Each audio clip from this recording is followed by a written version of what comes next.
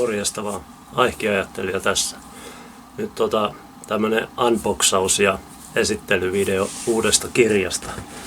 Aina yhtä jännittävää avata ja katsoa, että miltä näyttää. Ja ensi kosketus siihen, mitä on saanut aikaiseksi tälleen valmiina, niin on aina kutkuttavaa. Katsotaan, en ole vielä tosiaan avannut itse tätä, niin tässä samallahan se menee. Joo, ihan hyvältä näyttää.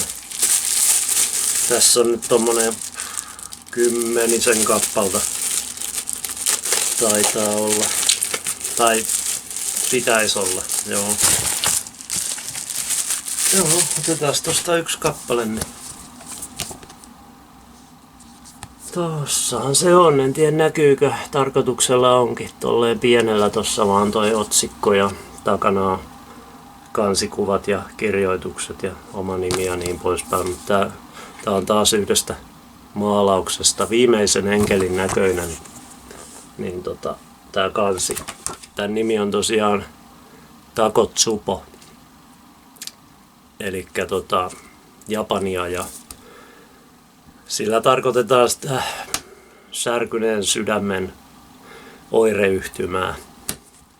Se on saanut jostain mustekalan ruukusta sitten Japanissa sen nimen, mutta käytetään sitten lääketieteessä. Takotsubo. Tämä voi jakaa niin kuin 2 eri osaan. Ensimmäinen osa on vanhoja tekstejä taas, mitä on ollut näissä musiikkikappaleissa, niin viimeiset rippeet kaivoin ja yhdistin semmoiseen samaan aiheeseen. Toki tämä jälkimmäinenkin uudempi osa on sitten samaa juttua eri näkökulmasta. Mutta ehkä rakkautta käsittelee aika pitkälti ja semmoista, no mihin kaikkeen se uskonto pystyy ja mahtaa, niin alun kertomus sijoittuu juurikin Lähi-Itään ja siellä olevaan konfliktiin, mikä nyt on ollut jo iät ja ajat, mutta 2 eri uskonnon ja nuoren rakkauden ongelmia siinä sitten ehkä on, mutta tosiaan niin ihan hyvältä näyttää. Tossa on nimi Takotsubo. Nuorten sydänten rakkautta luvatussa maassa sodan keskellä lähtee tää eka osa tässä. Käsittelee sitä. Vuosien viha ja kauna. Hyvältä tää näyttää. Tukahduttaa tunteensa ja unohtaa. Tällaisia väliotsikoita. Tuossa on siinä käsi kädessä Pyhä Raamattu ja Koraani. Joo. Yksi suluissa ja sama. Jumala, yksi rakkaus. Muurit välillämme. Näitä mä en nyt lue näitä vanhoja tekstejä, mutta ihan hyvältä vaikuttaa. Nämä on tosiaan omia valokuvia. Nämä mitä on käyttänyt tässä, niin itse napsinut tuolta ulkomailta. Sitten mennään vähän just eri ulottuvuuteen tai eri maanosaa ja niin poispäin, mutta samoja juttuja vähän. Same but different. Stella Polaris.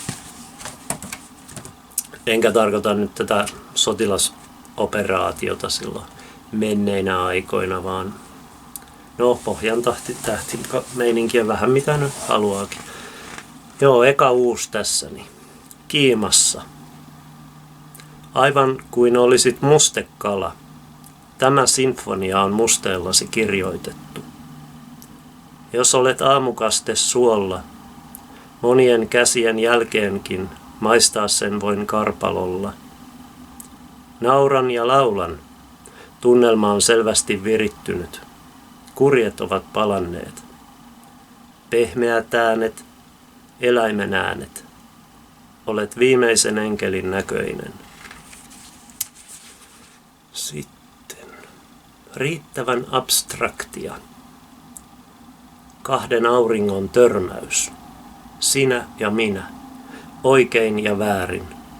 Oikeassa ja väärässä. Mitä on välissä? Mitä ainetta ja minkä väristä? Onko se tekoälyn koti, place to be? Perääntyä ja tulla vastaan. Pyytää ja antaa. Muistaa oikeat tanssiaskeleet. Tämä on taidetta. Villa myrskyn silmä. Laiturin päässä köllöttelen. On superviikonloppu. Hullut päivät. Taivaan lampaat heijastuu somasti lammen pintaan. Kaikki vesikirput näyttävät identtisiltä. Tämä on kliseinen irtiotto arjesta. 3 päivän rentoutuminen vuokratussa mökissä. Niin sitä voisi luulla, mutta kun ei osaa rentoutua, pitää ajatella. Olenko ajattelija? No niin.